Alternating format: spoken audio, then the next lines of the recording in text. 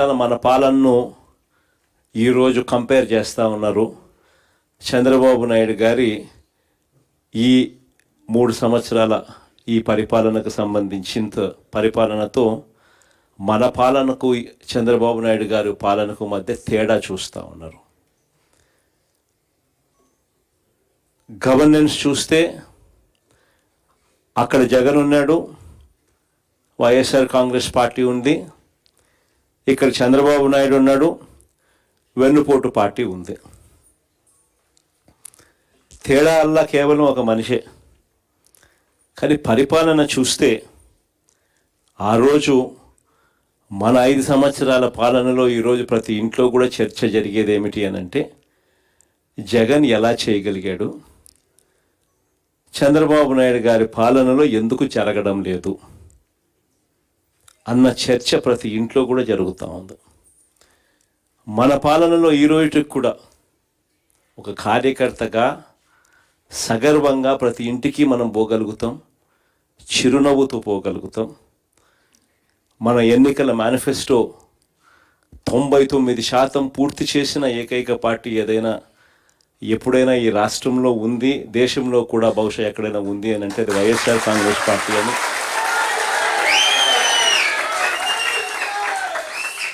సగర్వంగా చిరునవ్వుతో ప్రతి ఇంటికి వెళ్ళి మా పాలనలో ఇలా జరిగింది అని చెప్పి కూడా గొప్పగా మనం చెప్పుకోగలుగుతాం.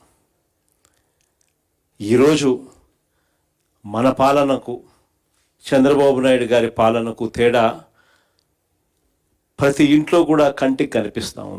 ఎవరైనా చంద్రబాబు నాయుడు గారిని అడిగితే రెడ్ బుక్ రాజ్యం, ప్రశ్నించే గొంతు మీద కేసులు, అక్రమ కేసులు, మామూలు కేసులు కూడా కాదు, అక్రమ కేసులు, అరెస్టులు రొటీన్గా సాగుతూ ఉన్నాయి. ఈ లెవెల్లో రొటీన్గా సాగుతూ ఉన్నాయి అని అంటే లా అండ్ ఆర్డర్ అనేది గాడి తప్పింది. ఎందుకనంటే ఎప్పుడైతే పోలీసులను నువ్వు ఈ మాదిరిగా ఉపయోగించుకోవడం మొదలు పెడతావు, అప్పుడు ఆటోమేటిక్లీ గాడ్ అనేది తప్పిపోతుంది. ఈరోజు గాడి ఏ స్థాయిలో గాడి తప్పిందో మీరంతా కూడా చూస్తూ ఉన్నారు. మీ రాజమండ్రిలోనే జరిగిన ఘటన చిన్న ఉదాహరణ చెప్తా. ప్రియాంక అని చెప్పి డాక్టర్ ప్రియాంక అని చెప్పి ఓ పోస్ట్ గ్రాడ్యుయేట్ స్టూడెంట్ కళ్ళ ముందర కనిపిస్తూ ఉంది. సోషల్ మీడియాలో వీడియోస్ చూస్తే, వైరల్ అవుతూ ఉన్నాయి వీడియోస్ చూస్తే నిజంగా బాధ అనిపిస్తుంది.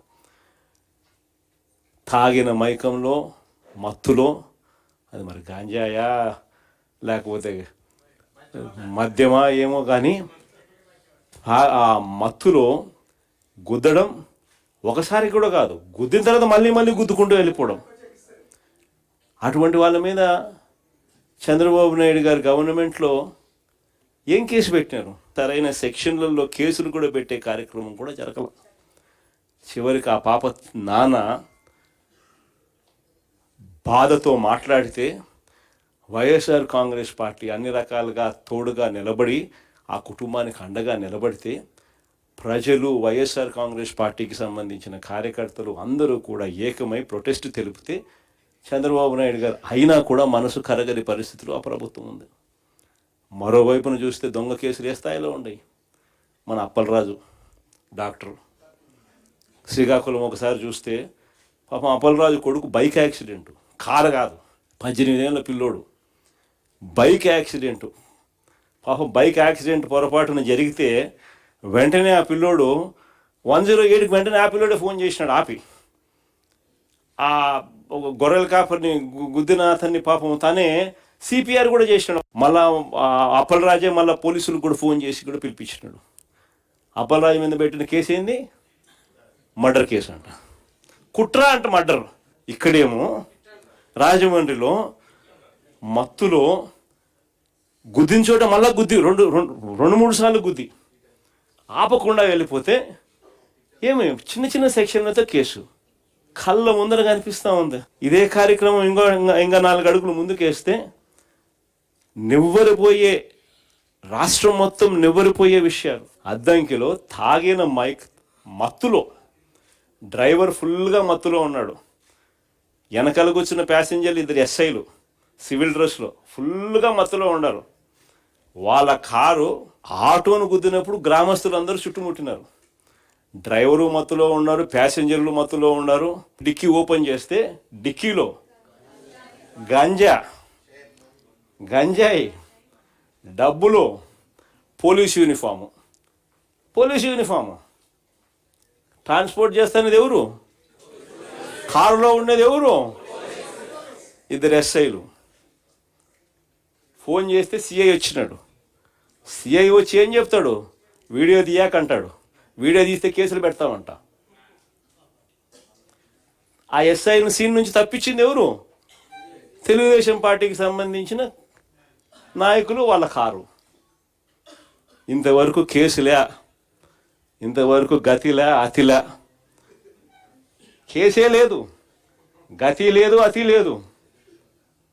అసలు ఇది జరిగింది అన్నది కూడా ప్రజలు మర్చిపోవాలా అని చెప్పి ఆలోచనతో దాన్ని పక్కదోవ పట్టించే కార్యక్రమాలు కళ్ళ ముందర కనిపిస్తూ ఉంది. రాష్ట్రంలో జరుగుతూ ఉన్న ఘటన. నిన్ననేమోను తాడిపత్రిలో గోవా నుంచి లిక్కర్, 1 బాటలు కాదు, 2 బాటలు కాదు, లారీలు.